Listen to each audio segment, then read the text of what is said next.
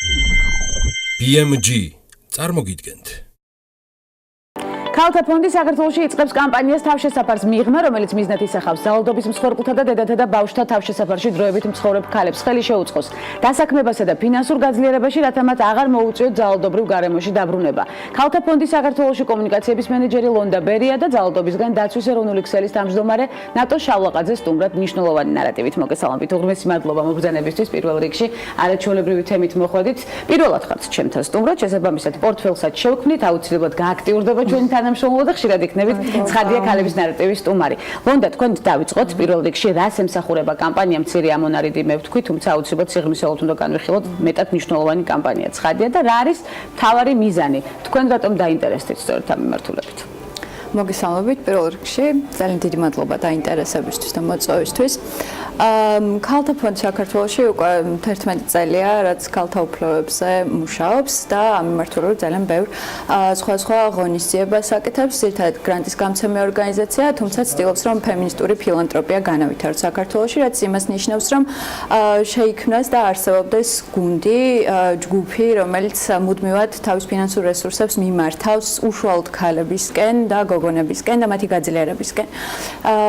ჩვენ გვქონდა უკვე რამდენიმე მსგავსი ღონისძიება, ყოველწლიურად ვცდილობთ რომ სხვა პრობლემაზე ვიმუშაოთ, ხოლო წელს დიდი ხანია ჩვენ თავშესაფართან და ძდეგთან თანამშრომლობთ, მეგობრობთ და გადავწყვიტეთ რომ მათ ძალიან სჭირდებათ ამ ძალიან კარგ წამოწყებაში მხარდაჭერა, რაც გულისხმობს იმას, რომ თავშესაფარში გაკეთდეს მზარეულის კურსები, აღიჭუროს სამზარეულო, რაც საშუალებას მისცემს თავშესაფარს, რომ სოციალური საწარმო ჩამოყალიბდეს იქ უშუალოდ, სადაც იქ მცხოვრები ქალები, როგორც ახლო მცხოვრები მომავალში ყოფები ისწავლიან პროფესიულ უნარჩვევებს, იქვე დასაქმდებიან, შეიძენენ პროფესიულ გამოცდილებასაც, მიიღებენ შესაბამის სერტიფიკატს და რეკომენდაციას და თავშესაფრის დატოვების შემდეგ უკვე შეძლებენ რომ დასაქმდნენ. სწორედ ამიტომ ქვია თავშესაფარს მიღმა, რომ ერთი მხრივ ეს არის თავშესაფრის შიგნით რა ხდება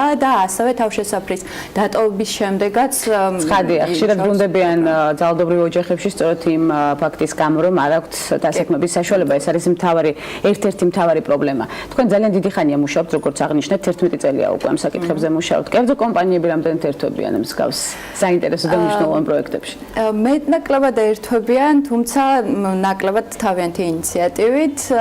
ძირითადად ჩვენ მივდივართ ვარწმუნებს. შრომატევადია ეს. ძალიან შრომატევადია და შედეგი უფრო მეტად მოაქვს უშუალოდ თემით დაინტერესებული ადამიანების და ჯგუფების და ორგანიზაციების ჩართვას, ისე როგორც ვთქვათ, ჩვენ სამეთვალყურეო საბჭოს ჩაერთვნენ ძირითადად ორგანიზაციები, ასევე მაკაჩიჩუა, მაკამეშველიანი, რომლებიც უშუალოდ ორგანიზაციის მეთვალყურეობაზე არიან, ასე ვთქვათ, პასუხისმგებელი, ასევე სხვა საელჩოები, ესტონეთი, პოლონეთი, UNDP, UN Women, IVA, საერთაშორისო მიმართულებით მუშაობთ. ძირითადად, ხო, რომლებსაც პრიორიტეტი აქვთ საქართველოში და არ მხოლოდ საქართველოში ძალადობის წინააღმდეგ. კომპანიას დავამატებ თუ შეიძლება ეს აუცილებლად დავამატებ. ბოლერო და კომპანია, ღვინის კომპანია და მეორე ტოიოტა, რომლებმაც ანუ აქტიურობენ ქართული კომპანიების და მათი რიცხვი უნდა გაიზარდოს.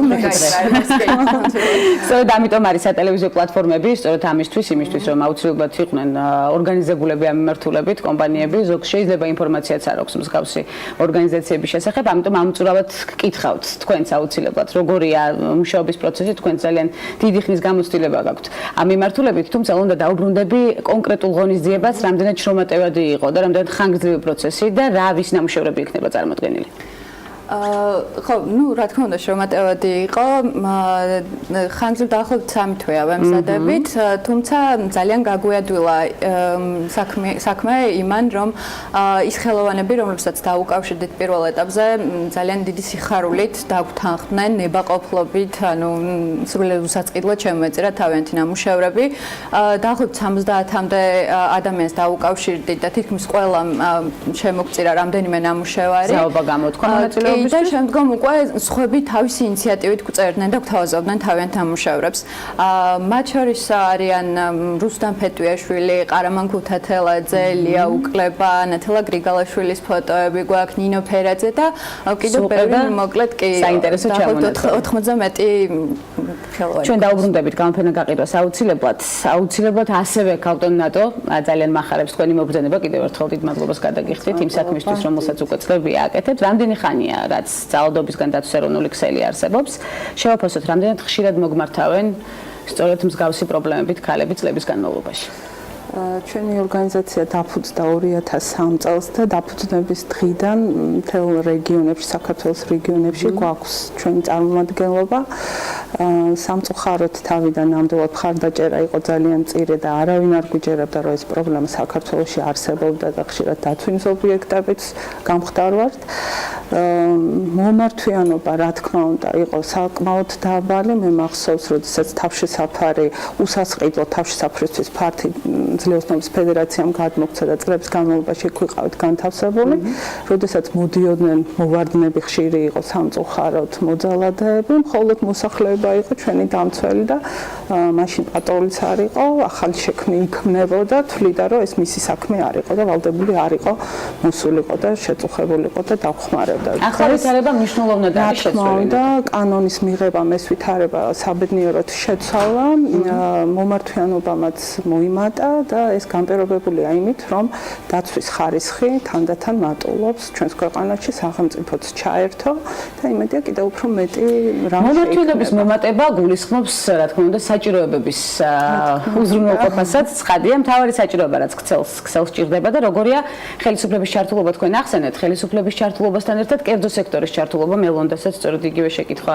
დავუსვი, არის თუ არა გააქტიურებული წლების განმავლობაში ამ მიმართულებით? კერძო შედარება არ არის, სწორედ ამ პრობლემის აღიარება ის, რომ ჩვენ ერთი წელია უკვე გვაქვს საკუთარი ფართი, რომელიც სახელმწიფომ გადმოგცა, რომელიც გარემონტა საერთაშორისო ორგანიზაციების მხარდაჭერითაც და საჭიროებები არის ამოუწურავი, ვიტყოდი, ალბათ უმთავრესი სწორედ ის პროექტია და ის საჭიროება, რასაც ეკონომიკური გაძლიერება ქვია ქალბატონების.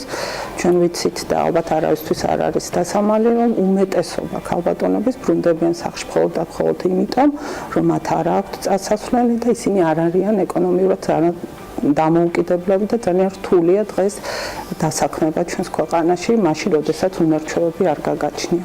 გაქვთ თუ არა აქტიური თანამშრომლობა თუნდაც ქალთა ფონდის საქართველოში სწორედ ამ მიმართულებებთან, თუ არის ეს პირველი ღონისძიება ერთობლივი?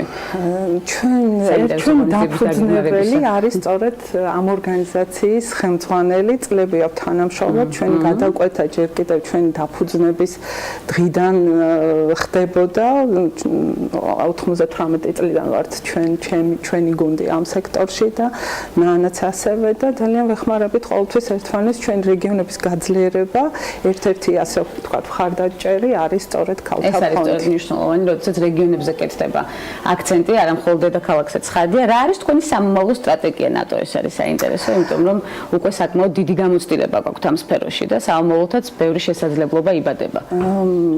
ჩვენი კონკრეტული ქმედებები სამომავლო უახლოესი სწორედ დაკავშირებულია იმ პროექტთან, რაც ლონდა ახსენა.